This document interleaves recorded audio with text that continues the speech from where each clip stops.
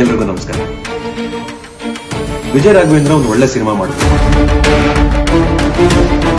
ಒಳ್ಳೆ ಕಥೆ ಇರಬೇಕು, ಒಳ್ಳೆ ಡೈರೆಕ್ಷನ್ ಇರಬೇಕು,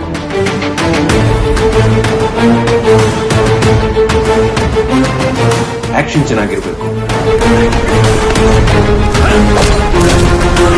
ಒಳ್ಳೆ ಸಿನಿಮಾ ಮಾಡಿ ಸರ್, ನಾವ್ ಯಾಕೆ ಥಿಯೇಟರ್ಗೆ ಬರೋದಿಲ್ಲ?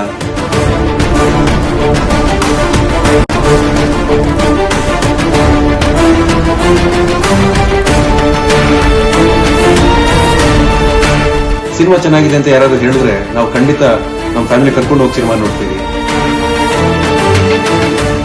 ಒಳ್ಳೆ ಸಿನಿಮಾ ಮಾಡಿದ್ವಿ, ಚೆನ್ನಾಗಿದೆ ಅಂತ ನೀವು ಹೇಳ್ತಾ ಇದ್ದೀವಿ. ಒಳ್ಳೆ ಸಿನಿಮಾ ಮಾಡಿ.